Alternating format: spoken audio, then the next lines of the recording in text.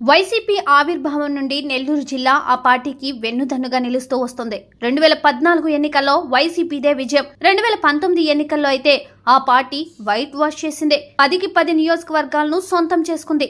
అయితే ఆ రికార్డును ఈసారి టీడీపీ కూటమి బ్రేక్ వేసింది.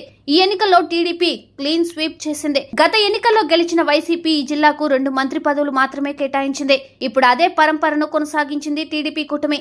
అయితే ఇందులో ప్రత్యేకత ఏమీ లేదు. కానీ దక్కిన 2 మంత్రి పదవులు అవే స్థానాలు కావడం విశేషం. గతంలో నెల్లూరు సిటీ నుండి అనిల్ కుమార్ యాదవ్ గెలుపొందారు. జగన్ కేబినెట్ లో చోటు దక్కించుకున్నారు. భారీ నీటిపారుదల శాఖ మంత్రిగా ఛాన్స్ వచ్చింది. అయితే ఈ ఎన్నికల్లో అనిల్ కు టికెట్ దక్కలేదు. నరసరావుపేట ఎంపీ స్థానానికి పోటీ చేసి ఓడిపోయారు. అయితే అదే నెల్లూరు సిటీ నుండి టీడీపీ అభ్యర్థిగా పోటీ చేసిన పొంగూరు నారాయణ విజయం సాధించారు.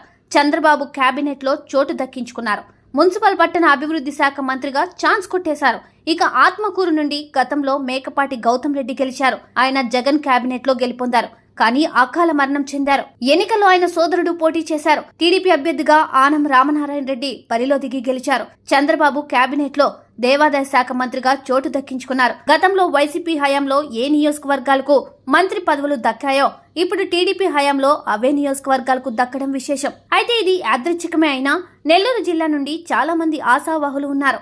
ఇందులో సోమిరెడ్డి చంద్రమోహన్ రెడ్డి 5 ప్రయత్నాల్లో ఓటమి చెంది 6వ ప్రయత్నంలో గెలిచారు. కానీ మంత్రి పదవి దక్కలేదు.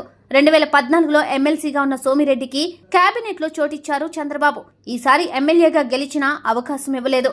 Nellore rural MLA Kotamreddy Sridhar Reddy hat trick కొట్టారు. వైసీపీలో పదవీకాలం ఉండగానే నాయకత్వాన్ని విభేదించారు. తెలుగుదేశం పార్టీకి జై కొట్టారు. ఆయన సేవలను గుర్తించి మంత్రివర్గంలోకి తీసుకుంటారని భావించారు. కానీ చంద్రబాబు ఛాన్స్ ఇవ్వలేదు. కనీసం విస్తరణలోనైనా ఛాన్స్ ఇస్తారని ఆశిస్తున్నారు.